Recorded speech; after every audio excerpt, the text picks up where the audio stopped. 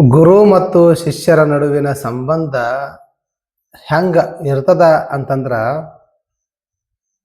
ದೇವರು ಮತ್ತು ಭಕ್ತರ ನಡುವಿನ ಸಂಬಂಧ ಏನು ಇರ್ತದಲ್ಲ ಅದಕ್ಕಿಂತಲೂ ಅಧಿಕವಾಗಿರ್ತದ. ತಂದೆ ಮತ್ತು ಮಕ್ಕಳ ಸಂಬಂಧ ಇರ್ತದಲ್ಲ ಅದಕ್ಕಿಂತಲೂ ಹೆಚ್ಚಿನದ್ದಾಗಿರ್ತದ. ಹಿಂಗ ಒಂದು ಸಂದರ್ಭವನ್ನು ನಿಮಗೆ ಉದಾಹರಿಸಿ ಹೇಳ್ತೇನೆ. ನಿಜಾಮುದ್ದೀನ್ ಔಲಿಯಾ ಅವರ ಹತ್ತಿರ ಒಬ್ಬ ಬಡವ ಬರ್ತಾನ. ಬಂದು ಹೇಳ್ತಾನ, ಯಪ್ಪ ಗುರುವೇ, ನನ್ನ ಮಗಳ ಮದುವೆ ಮಾಡಬೇಕು ಅಂತ ಮಾಡೀನಿ. ಬಡತನ ಅನ್ನೋದು ಕದ ಕಟ್ಟಿ ಕಾಡಕತ್ತೈತಿ. ಹೆಂಗ್ ಮಾಡ್ಬೇಕು ಅರ್ಥ ಆಗವಲ್ತು. ನೀನು ಬಂದವ್ರಿಗೆಲ್ಲ ದಾರಿ ತೋರ್ಸಕತ್ತಿದಿ, ನನಗೂ ಒಂದು ದಾರಿ ತೋರಿಸು, ಮಾರ್ಗದರ್ಶನ ಮಾಡು, ನನ್ನ ಮಗಳ ಮದುವೆ ಮಾಡಬೇಕು ಅಂತ ಆ ಬಡವ ನಿಜಾಮುದ್ದೀನ್ ಔಲಿಯಾ ಸೂಫಿ ಸಂತರಿಗೆ ಹೇಳ್ತಾನೆ. ಹಿಂಗ ಹೇಳಿದಾಗ ಅವರು ಸೂಫಿ ಸಂತರು ಫಕೀರರು. ಅವ್ರ ಬಳಿ ಏನಿರ್ತದ? ಉಟ್ಟು ಬಟ್ಟಿ, ಕೈಯಾಗೊಂದು ಭಿಕ್ಷಾ ಪಾತ್ರೆ, ಇದು ಒಂದು ಬಿಟ್ರ ಅವ್ರ ಬಳಿ ಏನೂ ಇರೋದಿಲ್ಲ. ಅಂತಾದ್ರಾಗ ನಿಜಾಮುದ್ದೀನ್ ಔಲಿಯಾ ಅವರು ಬಂದಂಥವ್ರನ್ನ ಹಂಗ ಕಳಿಸಬಾರ್ದು ಅಂತೇಳಿ, ನೋಡಪ್ಪ ನನ್ನ ಬಳಿ ಅಂತೂ ಏನು ಇಲ್ಲ, ಆದ್ರ ನಿನ್ನ ಮಗಳ ಮದುವೆ ಆಗ್ತದ. ಈ ಸದ್ಯಕ್ಕೆ ನನ್ನ ಬಳಿ ಇರ್ತಕ್ಕಂತಹದ್ದು ಪಾದರಕ್ಷೆ, ಉಟ್ಟು ಬಟ್ಟಿ ಪಾದರಕ್ಷೆ ಎರಡು ಐತಿ. ಉಟ್ಟು ಬಟ್ಟಿ ಕೊಡಾಕ್ ಬರಂಗಿಲ್ಲ ಈ ಸದ್ಯಕ್ಕ, ಅದಕ್ಕ ನೀ ಈ ಪಾದರಕ್ಷೆ ತಗೊಂಡ ಹೋಗು. ಇದನ್ನ ಏಟಕ್ಕೆ ಬಾಳ್ತದ, ಏಟಕ್ಕೆ ತಗೊಂತಾರ, ಮಾರ್ಬಿಟ್ಟ ನಿನ್ನ ಮಗಳ ಮದುವೆ ಖರ್ಚಿಗೆ ಏಟಾಗತ್ತ ಮಾಡ್ಕೊ ಅಂತೇಳಿ ಕಳಿಸ್ತಾರ. ಆ ಬಡವ ಈ ಪಾದರಕ್ಷೆ ಎಷ್ಟು ತಗೊಂತಾರ? ಹಬ್ಬ ಅಂದ್ರ ಒಂದು ಅಣಿ ರೂಪಾಯಿಗೆ ತಗೊಂಡಾರ. ಅದು ಬೇರೆ, ಗುರು ಇದನ್ನ ತಗೊಂಡೋಗು, ಪಾದರಕ್ಷೆ ತಗೊಂಡೋಗಿ ಮಾರು ಅಂತ ಹೇಳಾರ. ಇವ್ರ ಮಾತು ಮೀರಾಕ್ ಬರಂಗಿಲ್ಲ. ಏನ್ ಮಾಡೋದು ಅಂತೇಳಿ ತಲಿ ಕೆರ್ಕೋಂತ ಆ ಬಡವ ಆ ಪಾದರಕ್ಷೆಗಳನ್ನ ತಗೊಂಡ ಸಂತಿ ಮಾರಕ್ ಹೋಗ್ತಾನೆ. ಹಿಂಗ ಇವನ್ಯಾರು ತಗೊಂತಾರ?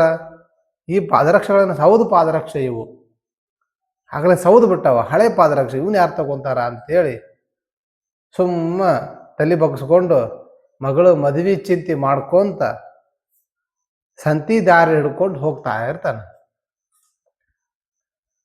ಆ ಕಡೆಯಿಂದ ಗುರು ನಿಜಾಮುದ್ದೀನ್ ಔಲಿಯಾ ಅವರ ಪರಮ ಶಿಷ್ಯ, ಪ್ರೀತಿಯ ಶಿಷ್ಯ ದಾರೋ ಶಿಕೋ ಬರ್ತಾ ಇರ್ತಾನ.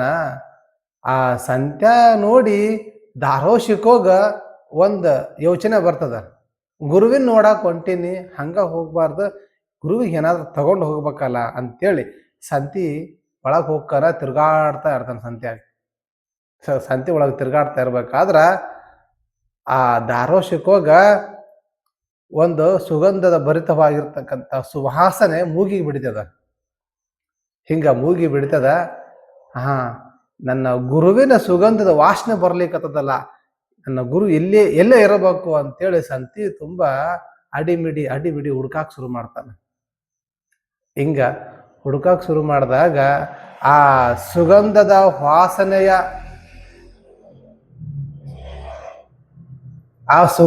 ವಾಸನೆಯನ್ನೇ ಹಿಡ್ಕೊಂಡು ಆ ಬಡವನ ಬಳಿ ಹೋಗ್ತಾನೆ. ಅವನು ಬಡವನ ಕೈಯಾಗ ಆ ಪಾದರಕ್ಷೆಗಳು ಇರ್ತಾವ. ಅವನ್ನ ನೋಡ್ತಾನ. ಎಲ್ಲಿಂದ ಬರಕತ್ತೀರಿ ಅಂತೇಳಿ ದಾರೋ ಶಿಕೋ ಬಡವನ್ ಕೇಳ್ತಾನ. ಇಲ್ಲ, ನಾನು ಹಿಂಗ ಗುರುಗಳ ಬಳಿ ಹೋಗಿದ್ದೆ, ಸೂಫಿ ಸಂತರ ಬಳಿ ಹೋಗಿದ್ದೆ, ಹಿಂಗ ನನ್ನ ಕಷ್ಟಗಳನ್ನ ಹೇಳ್ಕೊಂಡ ಮೇಲೆ ನನ್ನ ಕಡೆ ಏನೂ ಇಲ್ಲಪ್ಪ ಅಂತೇಳಿ ಕಳಿಸಿದ್ರು. ಸರಿ, ಎಲ್ಲಿಂದ ಏನ್ ತಂದೆ? ಅಲ್ಲಿಂದ ಇಲ್ಲಪ್ಪ, ನನ್ನ ಕಡೆ ಏನೂ ಇಲ್ಲ, ಈ ಒಂದು ಪಾದರಕ್ಷವನ್ನು ಅದಾವು, ಇವನ್ನ ತಗೊಂಡೋಗಿ ಎಲ್ಲಾದ್ರೂ ಸಂತ್ಯಾಗ ಮಾರ್ಕೊಂಡು ಇದರಿಂದ ಏಟು ಬರ್ತದ ತಗೋ ಅಂತೇಳಿ ಇದೊಂದೇ ಕಳ್ಸ್ಯಾರ. ಹಿಂಗ ಅಂದಾಗ ಆ ದಾರೋ ಶಿಕೋ ಈ ಪಾದರಕ್ಷೆಗಳನ್ನ ನನಗೆ ಕೊಡು, ನಿನಗೆ ಎಷ್ಟು ಬೇಕು ಅಷ್ಟು ದುಡ್ಡು ಕೊಡ್ತೀನಿ. ಆ ಬಡವನಿಗೆ ಆಶ್ಚರ್ಯ ಆಗ್ತದ. ನಾನೇನು ಒಂದು ಅಣಿಗೋ ಏಟೋ ಬರ್ತದ, ಇದು ಎದಕ್ಕೂ ಆಗಲ್ಲ ಅಂತ ಅನ್ಕೊಂಡಿದ್ದೆ. ಇವ ನೋಡಿದ್ರೆ ಎಷ್ಟು ಬೇಕು ಅಷ್ಟು ಕೊಡ್ತೀನಿ ಅನ್ನಕತ್ತನಲ್ಲ. ಆಯ್ತು ಹೇಳಿಬಿಟ್ರಾತು ಅಂತೇಳಿ 7 ಲಕ್ಷ ದಿನಾರ್ ಅಂತ ಹೇಳ್ತಾನೆ. 7 ಲಕ್ಷ ಅಂದ್ರೆ ಇವತ್ತಿನ ಕಾಲಘಟ್ಟಕ್ಕೆ 70 ಕೋಟಿ. 70 ಕೋಟಿ. ಅವ ಬಡವ ಅಷ್ಟು ಕೇಳಿದಾಗ ಆಯ್ತು ಕೊಡ್ತೇನೆ, ಈ ಪಾದರಕ್ಷೆಗಳು ನನಗೆ ಕೊಡು. ನಿನಗೆ ತೃಪ್ತಿ ಆಗಿಲ್ಲ ಅಂತಂದ್ರೆ ನಾನು ಕೂಡ ದೆಹಲಿಗೆ ಬಾ. ದಾರೋಶಿಕೋ ಒಬ್ಬ ರಾಜನ ಮಗ, ಒಬ್ಬ ಮಹಾರಾಜನ ಮಗ. ದಾರೋಶಿಕ ಯುವ ಚಕ್ರವರ್ತಿಯವ. ಆದ್ರೆ ನಿಜಾಮುದ್ದೀನ್ ಔಲಿಯಾ ಅವರ ಬಳಿ ಅವರನ್ನು ಅಷ್ಟೊಂದು ಪ್ರೀತಿಯಿಂದ ಗುರುವಿನ ಮಾರ್ಗದರ್ಶನ ಒಳಗೆ ಬದುಕ್ತಾ ಇರ್ತಾನೆ. ಗುರುವಿನ ಪಾದರಕ್ಷಕ್ಕಿಂತ ಹೆಚ್ಚಿನದ್ದು ಏನೂ ಇಲ್ಲ. ಬಾ ನನ್ನ ಬಳಿ, ನಿನಗ ಇಡೀ ದೆಹಲಿಯ ಸಾಮ್ರಾಜ್ಯವನ್ನು ಕೊಟ್ಬಿಡ್ತೇನೆ, ಬೇಕಾದ್ರ ಬಾ ನನ್ನ ಬಳಿ ದೆಹಲಿಗೆ. ಈ ಸದ್ಯಕ್ಕೆ ಗುರುವಿನ ಪಾದರಕ್ಷೆ ನಾನು ಹೊಂಟಿನ ನೋಡಕ್ಕ, ಗುರುವಿನ ಪಾದರಕ್ಷೆ ಕೊಡು. ಈ ಸದ್ಯಕ್ಕೆ ನನ್ನ ಬಳಿ 7 ಲಕ್ಷ ನಾಣ್ಯಗಳದಾವು, ಇವನ್ ತಗೋ. ಬಡವನಿಗ ಆಶ್ಚರ್ಯ ಆಗ್ತದೆ. ಏನಿದು? ನಾನು ನೋಡಿದ್ರೆ ಮಗಳು ಮದುವೆ ಖರ್ಚು ಹೆಂಗೆ ಮಾಡ್ಬೇಕು ಅಂತೇಳಿ ಚಿಂತೆ ಮಾಡ್ತಾ ಗುರುವಿನ ಬಳಿ ಹೋದ್ರ, ಗುರು ನೋಡಿದ್ರ ಅದನ್ನ ಪಾದರಕ್ಷೆಗಳನ್ನ ಮಾರಿ ಏಟು ಬರ್ತದ ಆಟ ತಗೊಂಡ ನಿನ್ನ ಮಗಳಿಗೆ ಮದುವೆ ಮಾಡಂತ ಅವ್ರು ಕಳಿಸ್ಯಾರ. ಇದರಿಂದ ಏನು ಬರ್ತದ ಅಂತೇಳಿ ನಾನು ಚಿಂತೆ ಮಾಡ್ತಾ ಬಂದ್ರ, ಇದೇನಿದು ಎಷ್ಟು ಕೇಳಂತಾರಲ್ಲ ಅಂತೇಳಿ ಆಶ್ಚರ್ಯಗೊಂಡು ಅವ್ರು ಕೊಟ್ಟಿರ್ತಕ್ಕಂಥ ಹಣವನ್ನು ಇಸ್ಕೊಂಡು ದಾರೋಶಿಕ ಅವರಿಗೆ ಆ ಬಡವ ಆ ಪಾದರಕ್ಷೆಗಳನ್ನು ಕೊಟ್ಟು ಕಳಿಸ್ತಾನೆ. ಆ ದಾರೋಶಿಕೋ ಗುರುವಿನ ಪಾದರಕ್ಷೆಗಳನ್ನು ತಲೆ ಮೇಲೆ ಇಟ್ಕೊಂಡು ಗುರುವಿನ ಮಠದ ಕಡೆಗೆ ಬರ್ತಾನೆ. ಗುರುವಿನ ಮಠದ ಕಡೆ ಬಂದು, ಮಠದ ಒಳಗಡೆ ಬಂದು ಗುರುವಿನ ಬಂದ ನಿಂತುಕೊಂಡು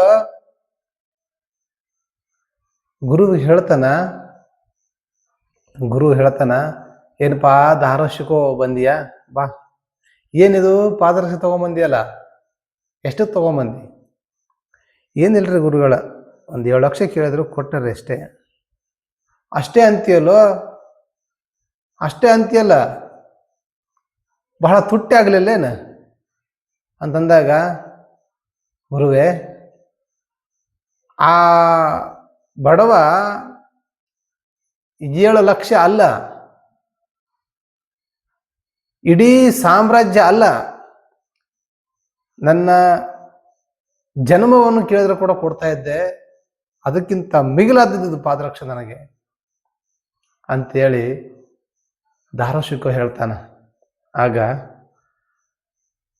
ಗುರು ಸೂಫಿ ಸಂತ ನಿಜಾಮುದ್ದೀನ್ ಔಲಿಯಾ ಮುಗುಳ್ನೋಗುತ್ತಾ ದಾರೋಶಿಕ ಅವ್ರನ್ನ ಬರಮಾಡಿಕೊಳ್ತಾರೆ.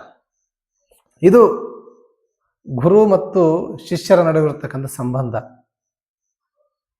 ಗುರುವಿನ ವಚನ, ಗುರುವಿನ ವಿಚಾರ, ಗುರುವಿನ ಹತ್ತಿರ ಸುಳಿದಾಡುವ ಒಂದು ಸಂದರ್ಭ, ಒಂದು ಗುರುವಿನ ಆಶೀರ್ವಾದ, ಗುರುವಿನ ನೆರಳು ಇದಿರ್ತದಲ್ಲ, ಅದು ಮಾಮೂಲಿ ಅಲ್ಲ. ಒಬ್ಬ ಗುರುವಿಗೆ ಎಷ್ಟು ಒಳ್ಳೆಯ ಶಿಷ್ಯ ಸಿಗ್ತಾನೋ, ಎಷ್ಟು ಮುಖ್ಯವೋ ಒಳ್ಳೆ ಶಿಷ್ಯ ಸಿಗೋದು, ಅಷ್ಟೇ ಮುಖ್ಯ ಒಬ್ಬ ಶಿಷ್ಯನಿಗೆ ಒಬ್ಬ ಒಳ್ಳೆಯ ಗುರು ಸಿಗೋದು. ಯಾಕಂದ್ರೆ ಇಡೀ ಜಗತ್ತನ್ನ ಅರಿಯೋದು ಗುರುವಿನಿಂದಲೇ, ಇಡೀ ಜಗತ್ತನ್ನ ಅರ್ಥ ಮಾಡಿಕೊಳ್ಳೋದು ಗುರುವಿನಿಂದಲೇ. ಭಗವಂತ ಆಕಾರನೋ ನಿರಾಕಾರನೋ ಅನ್ನೋದು ಅರಿತುಕೊಳ್ಳುವುದು ಕೂಡ ಗುರುವಿನಿಂದಲೇ. ಅದಕ್ಕಾಗಿ ಗುರುವಿನ ಮಹತ್ವ ಅನ್ನುವಂತಹದ್ದು ಅಷ್ಟಿರ್ತದ. ಅದೇ ಪ್ರಮಾಣದಲ್ಲಿ ಗುರುವಿನ ಆಲೋಚನೆ ವಿಚಾರಗಳನ್ನ ಮುಂದಿನ ಪೀಳಿಗೆ ತೆಗೆದುಕೊಂಡು ಹೋಗುವ ಶಿಷ್ಯನೂ ಕೂಡ ಅಷ್ಟೇ ಪ್ರಾಮುಖ್ಯತೆಯನ್ನ ಇಲ್ಲಿ ಪಡಿತಾನ. ಗುರು ಎಷ್ಟು ಮುಖ್ಯವೋ ಗುರುವಿಗೆ ತಕ್ಕದಾದ ಶಿಷ್ಯ ಸಿಗೋದು ಕೂಡ ಅಷ್ಟೇ ಮುಖ್ಯವಾಗಿರ್ತದ. ಅದಕ್ಕಾಗಿ ಸ್ನೇಹಿತರೆ, ಗುರು ಮತ್ತು ಶಿಷ್ಯರ ಸಂಬಂಧ ಅನ್ನುವಂತಹದ್ದು ಅದು ಮಾಮೂಲಿ ಅಲ್ಲ. ಗುರು ಮತ್ತು ಶಿಷ್ಯರ ಸಂಬಂಧ ಅಂತಹದ್ದು ಸುಮ್ಮ ಕಾಣಿಕೆ ಕೊಟ್ಟು ನಮಸ್ಕಾರ ಮಾಡೋದಲ್ಲ. ಗುರು ಮತ್ತು ಶಿಷ್ಯರ ಸಂಬಂಧ ಅನ್ನುವಂತಹದ್ದು ಪಾದ ಪೂಜೆ ಮಾಡುವಂತಹದ್ದಲ್ಲ. ಗುರು ಮತ್ತು ಶಿಷ್ಯರ ಸಂಬಂಧ ಇದೆಯಲ್ಲ, ಅದು ಶತಮಾನಗಳು, ಸೂರ್ಯ ಚಂದ್ರ ಭೂಮಿಯ ಮೇಲೆ ಒಂದು ಅಣು ಹನಿ ನೀರು ಇರೋವರೆಗೂ ಅದು ಉಳಿಯುವಂತಹದ್ದು. ಒಂದು ಕಡೆ ಖ್ವಾಜಾ ನಮ್ಮ ಇವ್ರು ಹೇಳ್ತಾರ, ಸೂಫಿ ಸಂತರು, ನಿಮ್ಮ ನಿಜಾಮುದ್ದೀನ್ ಔಲಿಯಾ ಸೂಫಿ ಸಂತರು ಹೇಳ್ತಾರ, ಅಕಸ್ಮಾತ್ ನನ್ನ ಶಿಷ್ಯ ಮುಂಚೆ ಸತ್ರೆ ಅಥವಾ ನಾನು ಸತ್ರೆ ಇಬ್ಬರನ್ನು ಒಂದೇ ಸಮಾಧಿಯಲ್ಲಿ ಇಡಿ ಅಂತ ಹೇಳ್ತಾರ. ಅಂದ್ರೆ ಅರ್ಥ ಮಾಡ್ಕೊಳ್ಳಿ, ಗುರು ಮತ್ತು ಶಿಷ್ಯರು ಅವು ಎಷ್ಟು ಅಗಾಧವಾದ ಸಂಬಂಧವನ್ನು ಇಟ್ಕೊಂಡಿದ್ರು ಅಂತ. ಅದಕ್ಕಾಗಿ ಒಳ್ಳೆಯ ಗುರುವಿನ ಹುಡುಕಾಟದಲ್ಲಿ ನೀವು ಮುಂದುವರಿಯಿರಿ. ನಿಮಗೆ ಒಳ್ಳೆಯ ಗುರು ಸಿಗಲಿ. ಧನ್ಯವಾದ.